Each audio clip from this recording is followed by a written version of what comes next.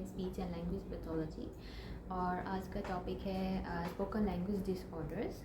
Spoken language disorders, what are spoken language disorders? सबसे पहले we will talk about language. Language क्या है? Language is the meaningful set of symbols that we use to communicate and share ideas and expressions and emotions and needs and wants with another person. So, spoken language disorders means there is problem in the components of a language. Components of a language. There are 5 components of a language: syntax, semantics, pragmatics, phonology, and morphology. First of all is the semantics. Semantics is a component of a language. Semantics क्या है? What word or sentence mean. यानी किसी word का या sentence का जो meaning है that is semantics. अगर बच्चे की वोकैबुलरी अच्छी है, उसको पता है कि किसी सेंटेंस का या किसी वर्ड का जो वो यूज़ कर रहा है उसका क्या मतलब है, then it means his semantics is absolutely fine.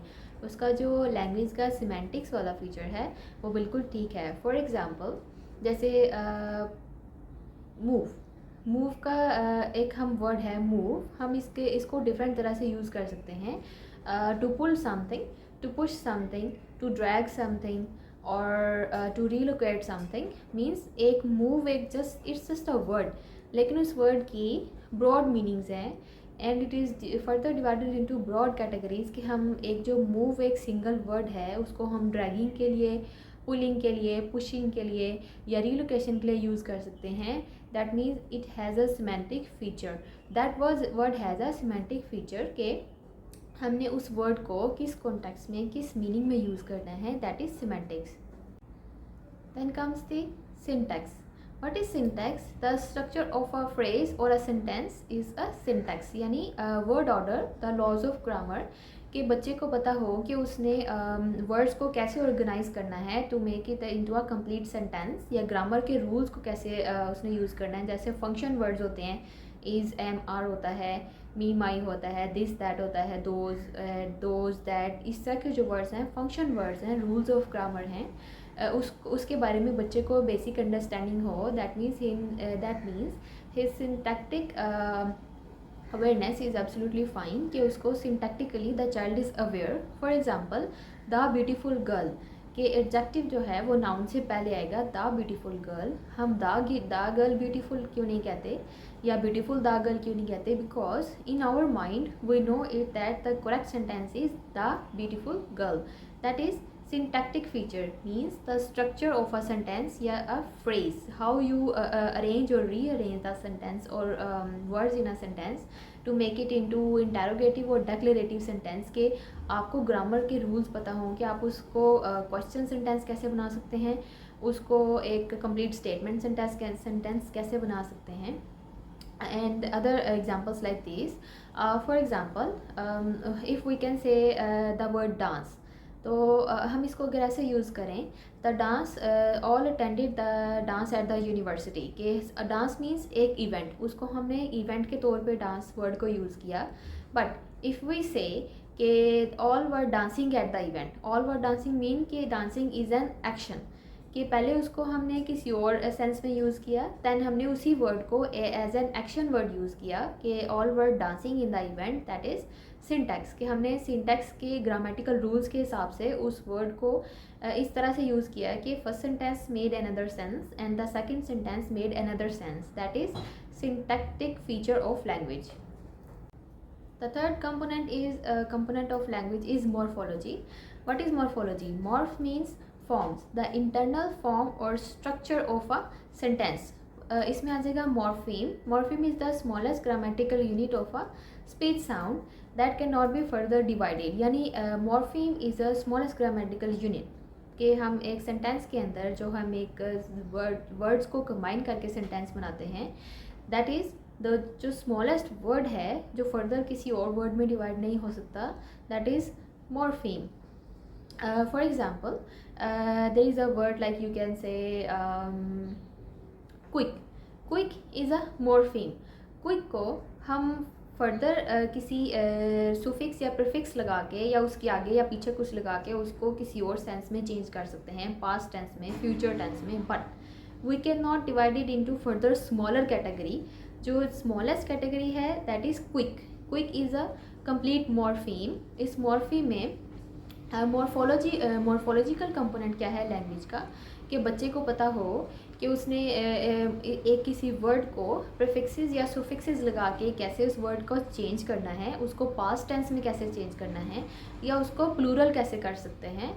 For example, अगर हम क्विक के आगे ly लगा दें, क्विकली बन जाएगा, कि उसने उसके आगे सुफिक्स लगा दिया दैट इज़ क्विकली, तो क्विक से क्विकली बन गया, दैट इज़ मॉर्फोलॉजी। कि उसने मॉर्फोलॉजी के रूल को अप्लाई किया, बच्चे को पता है कि वो एक वर्ड को कैसे किसी वर्ड के साथ मिलाएगा, तो the word will change into another word, कि उस वर्ड की सेंस चेंज हो जाएगी। इसमें और भी एग्जांपल्स आ जाती हैं, जैसे बच्चे को पता होना चाहिए कि उसने किसी वर्ड को प्लूरल फॉर्म में कैसे चेंज करना है, पास्ट टेंस में कैसे चेंज करना है, उसको सुफिक्स या प्रीफिक्स लगा के उसकी वर्ड का सेंस कैसे चेंज करना है। For example, the child must know that he has to say how he can convert boy into a plural form. He has to put S before after boy and it becomes boys. कि अगर उसने singular को plural में change कर दिया, that means his morphological understanding is intact. Then comes the phoneme. Phoneme is the study of sound, यानी अगर कोई वर्ड है या सेंटेंस है फॉर एग्जांपल, उसके अंदर जो वर्ड्स यूज़ हुए हैं, उस वर्ड के अंदर मज़ीद जो स्मॉलेस्ट कंपोनेंट है दैट इज़ साउंड, कि हम साउंड्स को कंबाइन करके वर्ड बनाते हैं। देन वर्ड कम्बिनेशन जो है वो अरेंज या रीअरेंज करके उससे फ्रेज या सेंटेंस बनता है या पैराग्राफ बनता है। The smallest contrastive unit of speech is sound, यानी एक फोनीम, जिसको हम कहेंगे phoneme.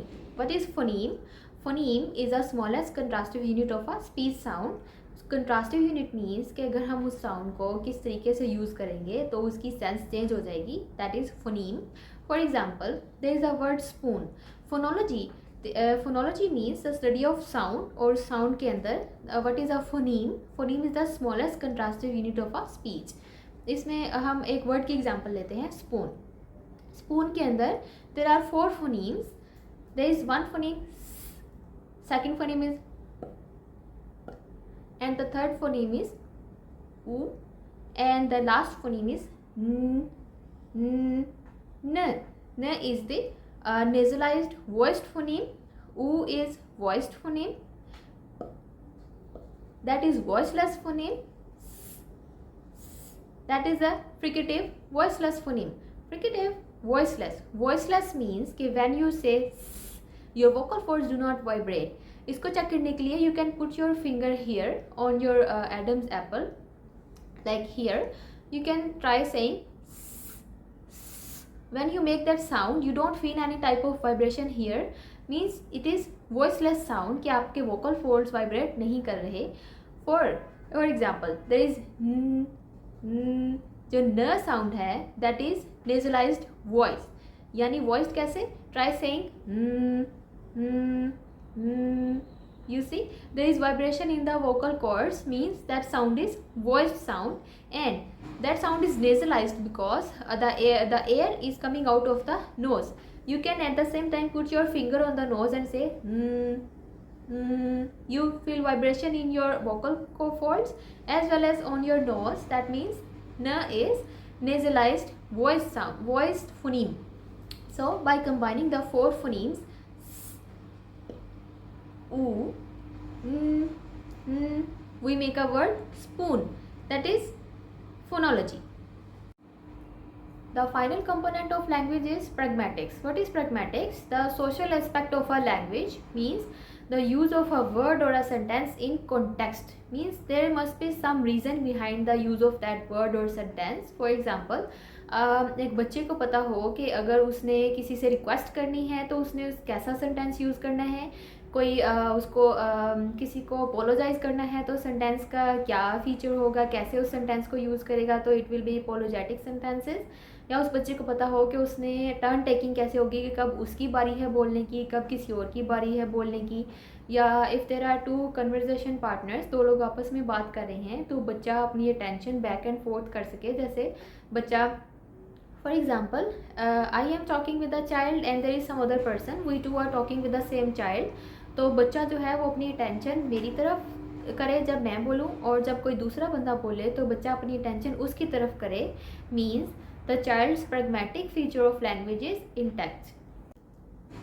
Then comes the spoken language disorders के if there is problem in the child's components of a language then he has spoken language disorder. अगर बच्चे की language के किसी भी जो प्रीवियसली एक्सप्लेन्ड कंपोनेंट्स हैं इनमें से किसी भी कंपोनेंट में अगर प्रॉब्लम हो means the child has spoken language disorder, उसको लैंग्वेज में प्रॉब्लम हो सकती है. फॉर एग्जांपल अगर बच्चे को प्रैग्मेटिक कम्युनिकेशन डिसऑर्डर हो, प्रैग्मेटिक क्या है, the social use of language, के बच्चे ने लैंग्वेज को या किसी वर्ड को कॉन्टेक्स्ट में या सोशल सिचुएशन में कैसे यूज़ करना है, दैट इज़ प्रैग्मेटिक्स के understanding of his social use of language. अगर बच्चे में प्रैग्मेटिक लैंग्वेज डिसऑर्डर है तो द मेजर सिम्टम्स आर कि बच्चे को पता नहीं लगेगा कि when he has to talk, उसको टर्न टेकिंग का नहीं पता लगेगा, वो कभी भी बोलेगा कभी भी खामोश हो जाएगा. You can not expect him to take turns कि आप कहें now your turn, now it's my turn. Your and my turn का कंसेप्ट उस बच्चे को नहीं होगा, उसको प्रॉक्सिमिटी का नहीं पता होगा, प्रॉक्सिमिटी का, किसी के पर्सनल स्पेस का, नॉन वर्बल लैंग्वेज का, बॉडी लैंग्वेज का, फेशियल एक्सप्रेशंस का. उसका आई कॉन्टैक्ट इनअप्रोप्रिएट होगा, इनअप्रोप्रिएट इन अ सेंस के इधर इट इज़ अ गेज और अ स्टेयर, कि आपको लगे कि अजीब तरीके से मेरी तरफ देख रहा है, तो that is the problem in pragmatics. Then the phonological disorders exist, कि अगर बच्चे की फोनोलॉजी में प्रॉब्लम हो that means the child has problem in the sound level, कि उसकी साउंड्स में अगर प्रॉब्लम है. Phonology is the study of sound. अगर उसकी साउंड लेवल में प्रॉब्लम है then he has phonological processes errors. What are these errors? जैसे backing, fronting, stopping, nasalization and gliding. कैसे? फॉर एग्जाम्पल एक बच्चे ने बोलना है काइट, लेकिन वो काइट की जगह बोलता है टाइट या tight, that is the child is doing the error of fronting. अगर बच्चे ने किसी फ्रिकेटिव को स्टॉप से बदल दिया that is the error of stopping. जैसे बच्चे ने कहना है fan, fan for sound is a fricative, लेकिन बच्चा कहता है पैन. पैन मीन अपनी बाइलेबियल साउंड को उसने फ्रिकेटिव साउंड को स्टॉप के साथ बदल दिया. फ्रिकेटिव मीन्स कि हमारे जो लिप्स हैं वो टोटली क्लोज नहीं होते. जब हम फर्स्ट साउंड बोलते हैं तो air escapes through our lips, that is fricative. But for a stop sound हम अपने लिप्स को टोटली क्लोज करके प्रोनाउंस करते हैं. जैसे प, पा, प बोलें तो there is no sound coming out of your lips, that is stop. तो अगर बच्चा फ्रिकेटिव को स्टॉप से रिप्लेस करता है that is stopping. For example बच्चे ने कहना है fan but he is saying pan, means the child is doing the error of fronting. The third example is nasalization, कि एक साउंड है जो नेजलाइज साउंड नहीं है लेकिन बच्चा उसको नेजलाइज करेगा. नेजलाइज साउंड क्या है? जिसमें हमारी जो एयर की डायरेक्शन है या एयर ऑब्स्ट्रक्शन है या एयर की जो मूवमेंट है that comes through our nose. जैसे न साउंड जो है, न साउंड उसमें हमारी जो एयर है वो नोज से आती है, so our nose vibrate as well, that is a nasalize sound. अगर बच्चा किसी नॉन नेजल साउंड को नेजल साउंड से रिप्लेस करता है या नेजल को नॉन नेजल से रिप्लेस करता है that is nasalization. If a child says, हम बच्चे को कहें टू लेकिन वो टू नहीं बोले, उसको कहे नू, नू, that is the child is doing nasalization, कि वो एक ट साउंड को न साउंड से रिप्लेस कर रहा है, that is nasalization. These are the phonological processes errors mean problems in the phonology. Then comes the morphological delay. Morphology क्या है? The sentence structure, internal structure of a sentence. के morphological delay is there is problem in the morpheme understanding, कि बच्चे को उस grammatical unit का ना पता हो कि वो further divide नहीं हो सकता, या उसको हम plural में कैसे convert करेंगे, या वो past में कैसे convert होगा, या prefix या suffix लगा के उसको sentence को मज़ीद किसी और सेंस में बदलना नहीं आएगा, that is morphological delay. For example अगर बच्चे ने बॉय से बॉयज़ कहना है तो बच्चा बॉयज़ एस की जो उसको अंडरस्टैंडिंग है वो नहीं होगी, वो सुफिक्स नहीं लगा सकेगा, तो बच्चा कहेगा many boy, lot of boy, many boy there, lot of boy there, वो बॉयज़ नहीं कह सकेगा, there were boys there, he will say many boy there, so many boy there, this much boy there, कि वो boy के आगे s नहीं लगा सकेगा। That means he has morphological delay, कि उसको प्लूरल फॉर्म में उस चीज़ को कन्वर्ट नहीं करना रहा। ही डजंट नो दैट उस मॉर्फिम के आगे वो सुफिक्स या प्रीफिक्स लगा के उसको प्लूरल फॉर्म में चेंज कर सकता है। That is morphological delay means problem in the internal structure of a sentence. The next one is syntactic delay. What was syntax? The rules of grammar and the use of function words और sentence order, कि बच्चे को पता हो कि उसने sentence को arrange कैसे करना है to make it sensible. For example, बच्चे को syntax नहीं यूज़ करनी आएगी. If he has to say, कि अगर बच्चे ने कहना है give me the ball, तो give me the ball नहीं कह सकेगा, वो कहेगा give my ball, give me ball, me the ball, me ball, my ball, my ball give. इस तरह के सेंटेंस के जो उसके अंदर जो स्मॉल वर्ड्स हैं उन वर्ड्स को आगे पीछे कर देगा, उनका ऑर्डर चेंज करेगा, या फंक्शन वर्ड्स को यूज़ नहीं कर सकेगा. जैसे उसने दिस इज़ अ बॉल कहना है तो दिस इज़ अ बॉल नहीं कह सकेगा, वो कहेगा this ball, the ball, that ball, the my ball, is am are का कंसेप्ट उसको नहीं पता लगेगा. दैट इज़ सिंटैक्टिक डिले, कि बच्चे को सिंटैक्स यूज़ करनी नहीं आ रही. That is syntactic delay.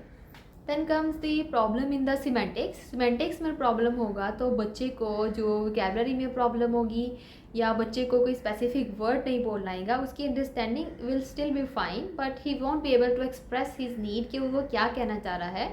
वो वोकैबुलरी को या सेंटेंस स्ट्रक्चर को उस तरह से अप्लाई नहीं कर पाएगा कि उसने कैसे अपनी चीज़ कन्वे करनी है. फॉर एग्जाम्पल, आप एक एग्जाम्पल ऐसे लें कि आपने 2 स्टिक्स को पहले इकट्ठा खड़ा किया, बच्चे को दिखाया कि दीज आर 2 स्टिक्स. उनमें से एक स्टिक्स, दोनों स्टिक पहले सीधी हैं. Then you move the stick a little bit, कि एक स्टिक स्टिल सीधी है बट दूसरी नहीं है. तो बच्चे को कहेंगे if there is some problem in this, तो बच्चा कहेगा yes the stick is not putted right, the stick is not place right, the stick is not right, stick is like this, stick is like that. लेकिन उसको ये नहीं कहना हैगा कि स्टिक जो है वो स्ट्रेट नहीं है. स्ट्रेट वर्ड उसकी वोकैबुलरी में नहीं आएगा. That means he has problem in the semantics, कि उसको मीनिंग कन्वे करना नहीं आ रहा कि मैं क्या कहना चाह रहा हूँ कि this stick is not straight, it should be like this so that both can be straight. उसको ये पता है कि there is problem in this, कि एक सीधी है एक सीधी नहीं है, मीन्स देर इज़ प्रॉब्लम. सो वो कन्वे कैसे करेगा? The stick is not putted right, it's not putted right, the stick is putted right, putted wrong, putted that side, putted दो साइड. उसको स्ट्रेट नहीं कहना आएगा तो हम बच्चे को कहेंगे yes the stick is not right, the stick is not straight. तो वो कहेगा yes the stick is not straight, means उसकी वोकैबुलरी में वर्ड कहीं हिडन था deep down but he couldn't say it. Is semantic feature was missing, so that is problem in the semantics. कि हम उस बच्चे को ये नहीं कहेंगे नहीं नहीं ऐसे नहीं कहना, हम उसको कहेंगे yes it's not straight, you are doing straight, both sticks are straight. तो बच्चे को समझ आए कि येस कि मैं स्ट्रेट कहना चाह रहा था. Yes yes both are straight now, before it was not straight, now these are straight. कि बच्चे को हम ऐसे अवेयर करवाएंगे कि how he has to tell the right thing. That is problem in the semantics. That's all for today. आज के topic में यही था कि स्पोकन लैंग्वेज डिसऑर्डर क्या है और लैंग्वेज के कंपोनेंट्स में अगर कोई प्रॉब्लम हो तो that is spoken language disorder. तो आज की वीडियो में इतना ही था. अगर आपको मेरी वीडियो अच्छी लगी हो तो you can like my video and you can subscribe to my channel. I will see you next time with another video or another topic. Until then, see you.